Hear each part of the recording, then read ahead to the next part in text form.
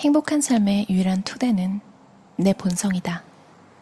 다른 사람에게 즐거운 일이라고 나에게도 즐거우리라는 법은 없다. 나는 행복해지려면 반드시 나답게 살아야 한다는 사실을 수차례 깨달았다.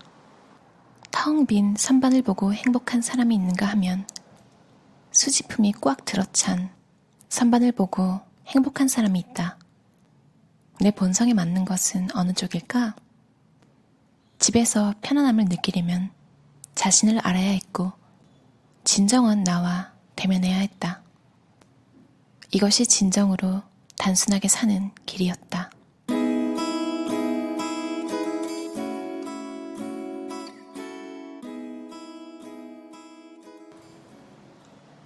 집은 나를 비추는 거울이었기 때문에 집을 안락하게 만들기 위한 작업은 넓게 보면 나를 파악하는 활동이었다. 꾸미거나 허세를 부리거나 방어적으로 행동하는 것이 아니라 내 본 모습으로 살아야 했다. 나답게 살자는 결심은 행복에 이르는 길이지만 이 결심에는 슬픔도 따른다. 나의 한계, 나의 무관심, 바라지만 절대 가질 수 없는 성격을 인정하는 데 오는 슬픔이 있기 때문이다. 내가 좋아하는 것들로 나의 하루를 채우려면 내 행복에 도움이 되지 않는 것들을 파악해야 했다. 내 집에는 만인의 사랑을 받는 반짝거리는 피아노, 배경으로 흐르는 재즈 음악, 문가에서 짖는 강아지, 스키 장비와 옷, 복도의 탁자에 꽂힌 신선한 꽃 등이 없겠지만 내가 보물처럼 소중히 여기는 나만의 성지가 있다. 나답게 살자고 채찍질할수록 내 삶이 바뀌었다. 내 삶이 단순해졌으며 동시에 풍요로워졌다. 토머스 머튼은 저널에서 내 최고의 야망은 내 본 모습이 되는 것이라는 결론에 도달하고 있다고 썼다. 그리고 내가 집에서 더 행복해지기 위한 프로젝트를 시작하면서 바랐던 대로 내 행복 프로젝트 덕분에 내 가족까지 행복해졌다. 다정한 인사, 경축일 기념 아침 식사, 좋은 향기, 깔끔해진 선반을 통해 이전보다 훨씬 쾌활하고 애정이 넘치는 분위기가 조성됐다. 나는 내 12계명 중 첫 번째인 나답게 살자라는 만만치 않은 규칙에 따라 행동하려고 애썼다. 펜이나 매직이 마르자마자 버린다. 무료로 주는 물건은 거의 받지 않는다. 전구가 나가거나 화장지가 떨어지는 즉시 새 것으로 바꾼다. 문이나 서랍은 닫기 편해야 한다. 물건을 처리할 방법을 고민하느니 그냥 내버려두고 싶겠지만 당장 처리한다. 방마다 펜과 메모장과 가위를 놓아둔다. 기억하고 싶은 것을 모두 적어둔다. 커다란 일을 자잘한 일 여러 개로 나눈다. 휴대전화와 노트북 컴퓨터를 충전해 놓는다. 열쇠를 항상 같은 장소에 놓아둔다. 집에 현금을 조금 챙겨놓는다.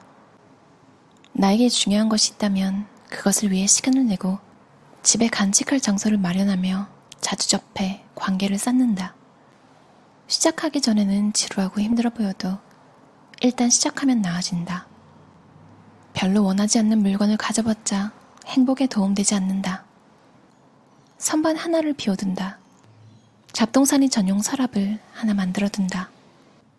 바로 지금이 나답게 살 때이고 행복해질 때이다. 원고를 다 쓰고 난 뒤나 이메일에 답장을 쓰고 난 뒤로 미룰 것이 아니라 지금 당장 해야 한다. 우리는 지금까지 살아온 세월에서는 부족했던 여유가 나중에는 많이 생기리라는 순진한 착각에 빠져 산다. 지금 없는 시간이 나중에 생길 리가 없다. 끊임없이 이어지는 고질적인 착각 중 하나는 진정한 행복은 손이 닿지 않는 곳에 있다는 생각이다. 도착 오류란 특정한 목적지에 도착하면 행복해질 것이라고 믿는 경향을 말한다. 일반적으로 사람들은 과거보다 미래에 조금 더 행복하리라고 기대한다. 내 행복 프로젝트는 하루하루가 관심과 인정을 받지 못한 채 허무하게 흘러가 버리는 것을 막기 위해 시작됐다. 내 집은 나를 비추는 거울이었다. 평온하고 활기차며 애정이 넘치고 따뜻한 분위기를 원한다면 먼저 내가 그런 사람이 되어야 했다.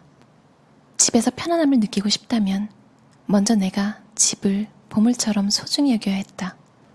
멋진 물건을 채운다고 행복한 집이 되는 것은 아니었다.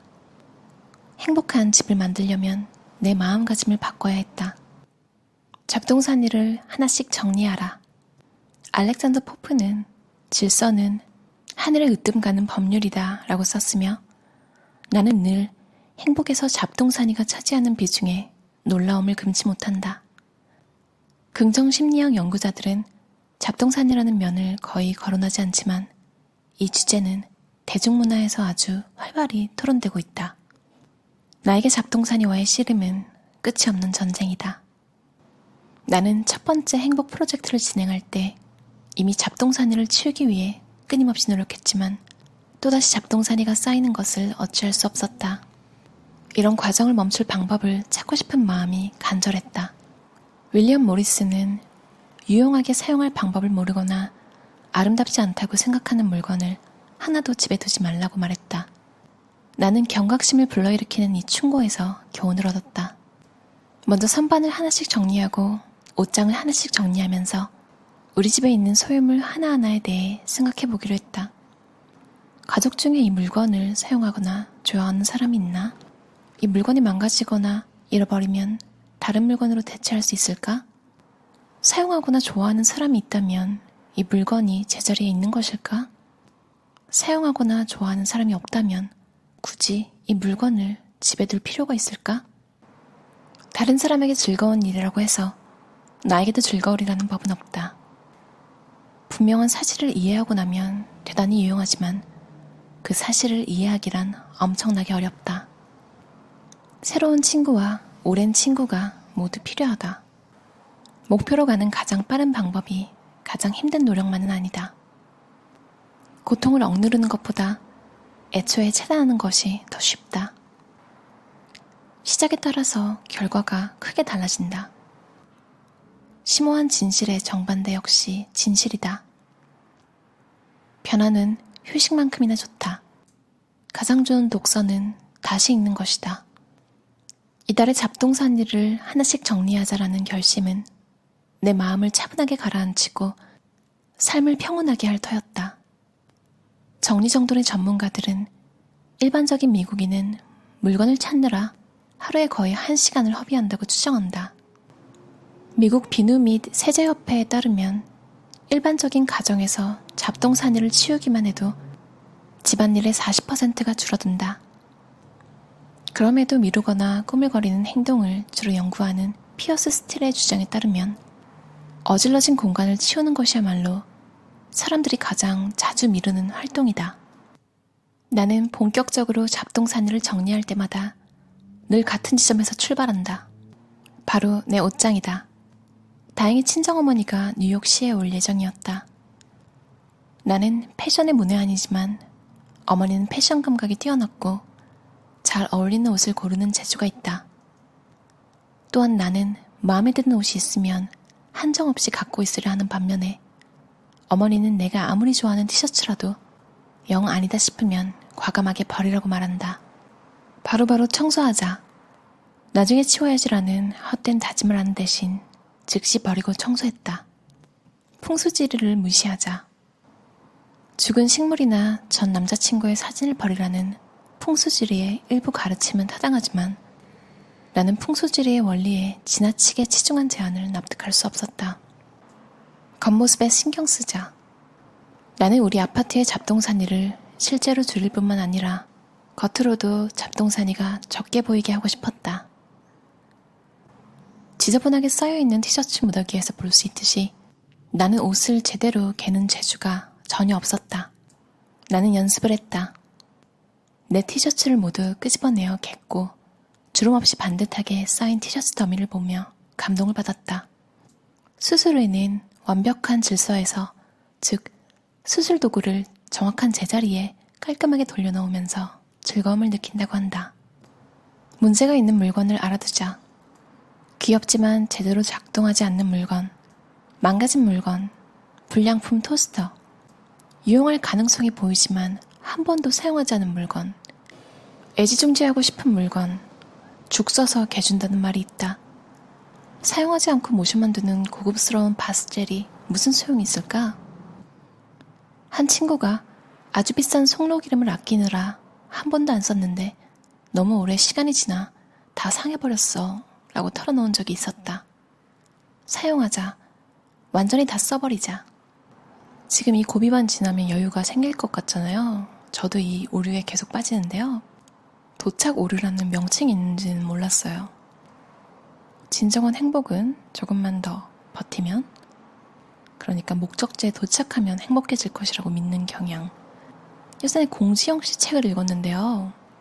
어떤 책인지 기억은 나지 않아요. 공지영 씨가 언제는 돈이 있었냐고, 돈은 항상 없었고 돈은 항상 부족했다. 그러니까 너무 돈 생각하지 말라고 하는 내용이잖아요. 저는 그런 생각을 한 번도 해본 적이 없어서 그때 이 말이 너무 와닿았어요. 돈이 언제는 있었나. 그래서 그걸 생각하면서 계속 부족한 상태로 살면 순간순간 누릴 수 있는, 그러니까 주말에 짧게라도 근처에 다녀오는 그런 짧은 휴식도 누리기 좀 힘들잖아요. 왜냐면 조금만 더 버티면, 주말 다 반납하고 버티면 뭔가 목적지에 다다를 것 같잖아요. 어떤 유튜브 댓글이 너무 인상 깊어서 기억이 나요. 그 댓글 쓴 분이 할머니가 하신 말이 있대요. 마지막에 웃는 사람이 이기는 건 줄 알았더니 자주 웃는 사람이 성공한 거라고. 이 말도 너무 좋지 않나요? 자주 웃는 사람. 사실 행복한 시간이 인생에서 긴 사람이 성공한 거잖아요.